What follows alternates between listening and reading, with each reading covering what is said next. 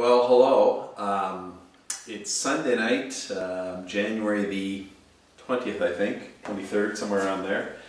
I am deep in the throes of my build here of my kit car. It's an incredibly warm January day out there, and I've really had the bug to work hard at the car when I can, so I'm sneaking in I guess hours here and there, sometimes in the evening, sometimes on the weekend. My son was with me this weekend, so we had an opportunity to do a lot of work.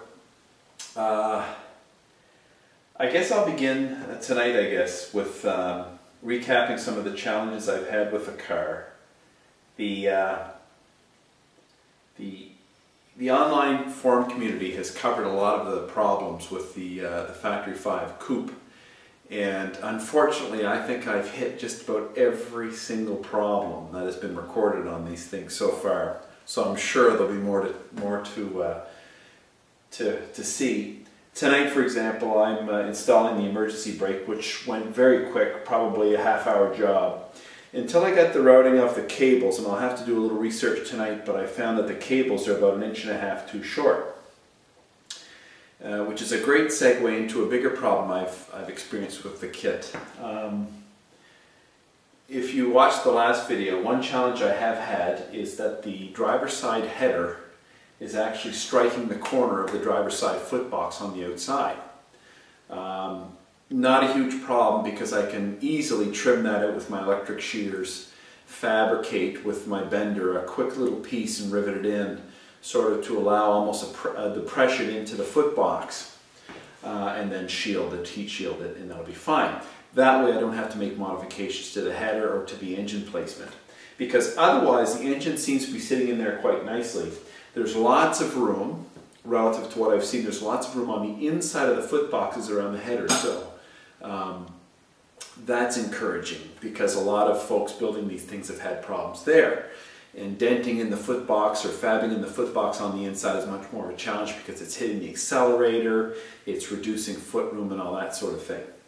So I'm okay there. I'm okay with my engine placement. And further segue, to follow that strain of thought, I would recommend, if you're building one of these kits, whether it's a coupe or a roadster, is to get your engine in as soon as possible. And the reason I say that is because your engine placement, I mean, essentially these cars are chassis with engines, like every car I guess, but the fundamental sort of feature of these cars is their power plant and their drivetrain. And everything's built around the drivetrain. They're tiny little cars with big engines. So shoehorning these engines in there, or powerful engines, I guess, shoehorning these big V8 engines in there causes all sorts of fitment issues. And I'm sure the original builders of the Shelby Cobras and Coupes had a plethora of problems because those cars are actually smaller than these replicas. But I didn't want to be presented with a big fitment issue, so I put my engine in right away. The instructions didn't call for that. In fact, the instructions called to get the build all the cockpit aluminum, footbox aluminum, electrical, and then put the engine in. I found though with a little Dremel drill, a 90-degree Dremel drill, I was able to drill all my rivet holes alongside of the engine without any problem at all. So I do recommend, if you're able to do that, put your power plant in as soon as possible and build around it. That way, if there's fitment issues, you'll know about them early and start working around them, or working with them, or repairing them, correcting them. Another problem I had though is that my engine, the great clearance I'm having, also means that the engine seems to be sitting too far forward to the point where my drive shaft is only engaging the yoke on the transmission end, and only engaging about 3/4 inch on the splines, and that's not really acceptable.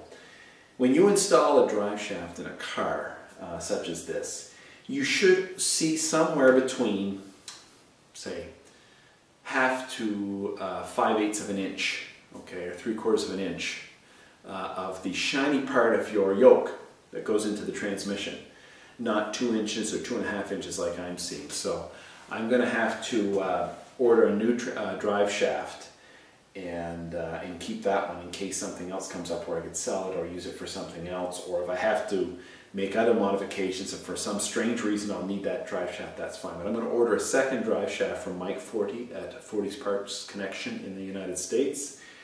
And I spoke with him a couple times on the phone about it, so I'm going to take measurements here tonight and send those measurements off tomorrow. Have that shipped up, so I'll be ready to install that. My wheels and tires are not on the car yet. I'm going to install just some basic performance tires and wheels just to get the thing go-karting and rolling around here in the garage and out on the street, so I can test all the systems outside of the garage. That's fine. My further on the placement issue though, I also noticed my rear shocks had a fitment issue, and I think I referred to this in a prior video. And I'm thinking now that either there was the two mounts for the swing control arms on the axle, either the control arms are too long, although they're both 17.5 inches on center, and I think that's right. The mounting of the two brackets that they bolt into on the chassis are either too far back, or the bracket on the axle is too far back or too far forward, causing the axle to actually sit a little too far back, which is causing these drive shaft issues. Either way, I'm going to continue just moving right on through, which is the right way to go about doing this. Do a little research. I mean, don't enter into your solutions foolhardily or without doing a little bit of research, but I'm not going to beat myself to death with a problem. Otherwise, I'll find myself stuck in a rut that'll be difficult to get out of, and it'll affect probably the other parts of my build. It'll slow me down too much. So what I do is, if I get too frustrated with an area, I move to another area. And in that regard, I mean, I got electrical to do. I got my coolant and radiator to finish up. I have, actually, electrical's almost all done. I got to lube everything up and tidy it up. I have to have my battery put in the appropriate location, which is going to be a sealed battery box in the hatch compartment, a sealed vented battery box that actually vents to the outside. That'll be done. I have to do a little bit of bumper work for Department of Transportation to protect the stock fuel tank I'm using, and I have to do a little bit of lighting, extra marker lights, but that's about it. I've actually decided that I will be having a professional do the bodywork and the paint, both. I've got about, just in time here, I started this in December, I think December 2nd, really started. I mean, I'd done a few little things on the car, but really started the kit on December 2nd of 2012. So about a month and a half ago, a little over a month and a half ago.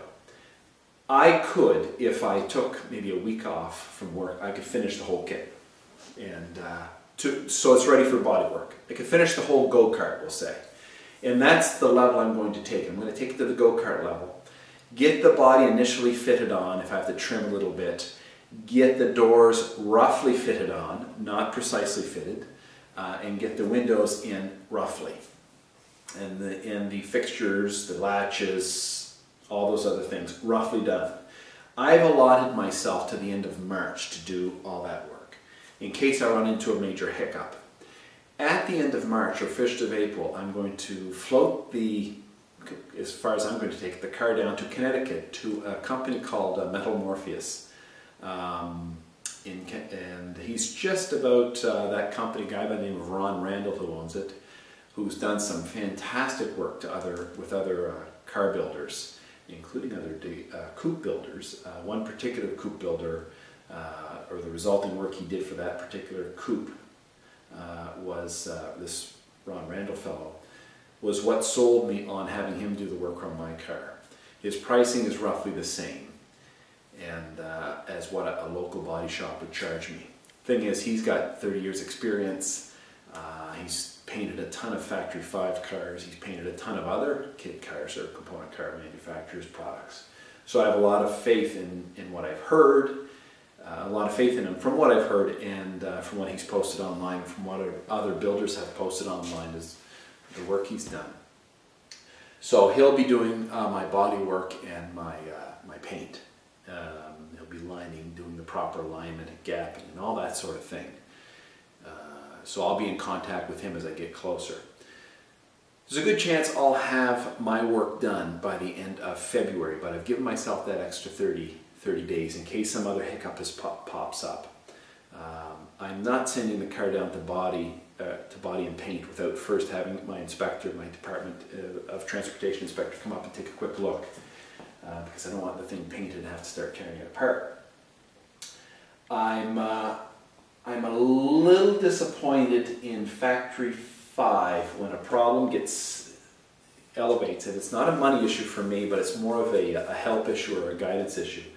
I've had the Driveshaft issue. I've had the header issue on the footbox. I've had also the pillow block for the steering column mounting location was off on mine, which I repaired by slotting the bracket, allowing the bolts to slide over a little bit towards the door, away from the passenger to allow for room. I've had issues with, what other issues have I had? The shock issue. I've had there's a few other little odds and sods issues I've had, but just about every coupe issue I've unfortunately experienced, but I've moved through it. But back to my Factory 5 comments, they're helpful if you call them on the phone and you ask for guidance. But if it's a problem that clearly is a result of poor manufacturing or poor tolerances or missing components, they tend to go MIA in a hurry. And that's a little disappointing.